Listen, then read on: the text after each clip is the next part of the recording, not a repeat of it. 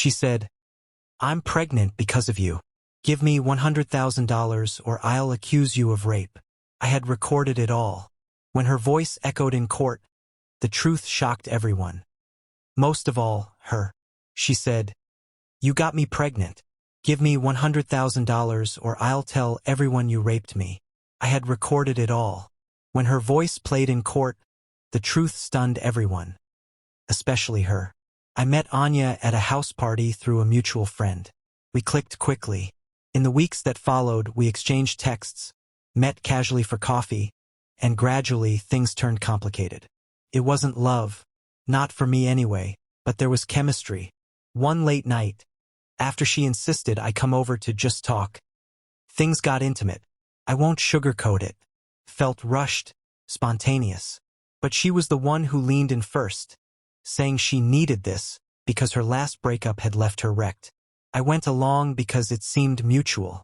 Before I left her flat the next morning, she said, "No strings, right? Just what we both needed." I agreed. That was that, or so I thought. 2 weeks later, she appeared in my office lobby unannounced, her expression serious. Too serious. We sat in a nearby cafe where she dropped a bombshell I never saw coming.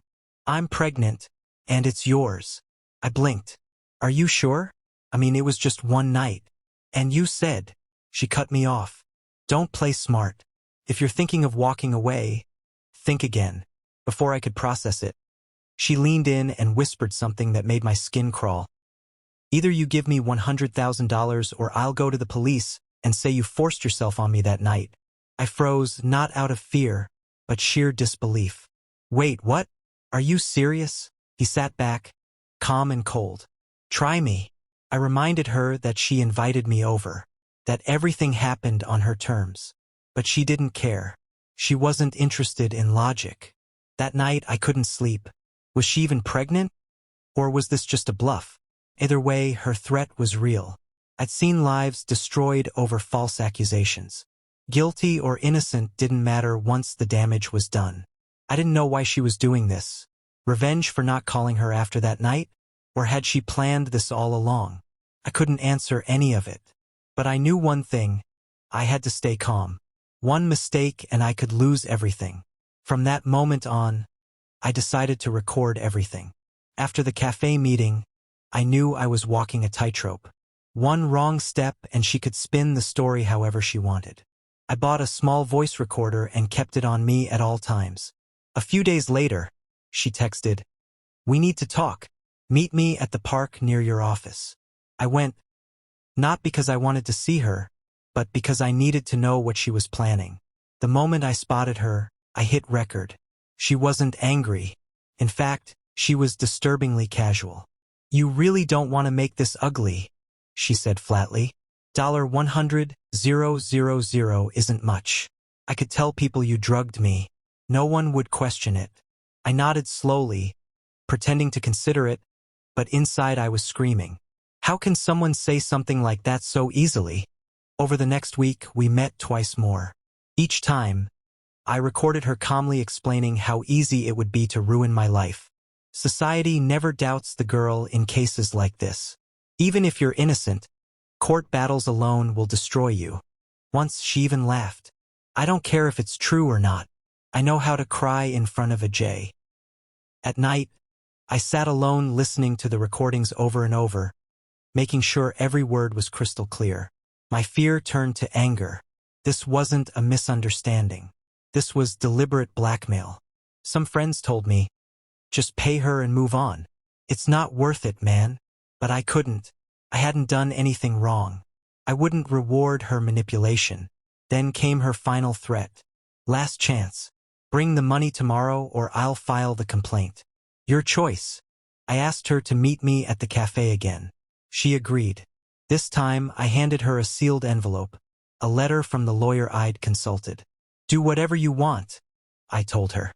"But the moment you take this to the police, every recording goes to court. My lawyer is ready." For the first time, her confident expression faltered. "You recorded me?"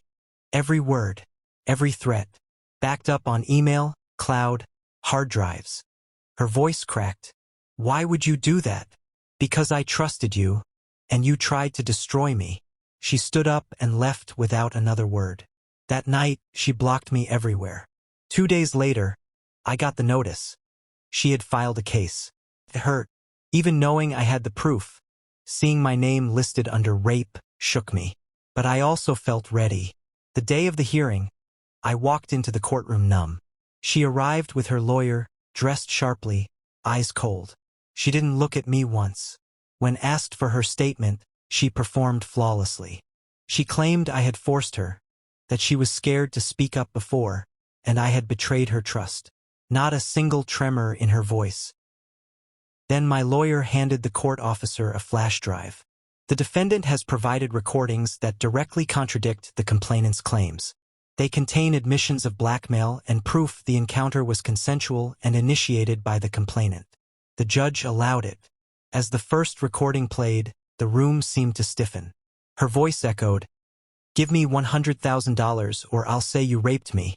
Then another, "You really think anyone will believe you over me?" And finally, the one that sealed it, "I know how to cry in court. You'll be ruined whether it's true or not." She looked like she'd been slapped. The courtroom was silent. Even her lawyer couldn't meet her eyes. The judge paused the playback. "Miss Anya, do you have an explanation for these recordings?" She stammered something about being emotional and not meaning it, but it was over. The judge found her guilty of filing a false accusation and attempting extortion. She was fined, given a criminal charge, and sentenced to probation with community service. Most importantly, my name was cleared. There was no celebration, just relief. I walked out of that courthouse and finally took the first deep breath in weeks. Later, I heard she left the city, deleted her socials, and vanished from our circles. Maybe from shame, maybe to avoid facing what he'd done. As for me, it took time to rebuild trust, to stop looking over my shoulder. But I kept those recordings, not out of spite, but as a reminder, truth matters. And you have to fight for it.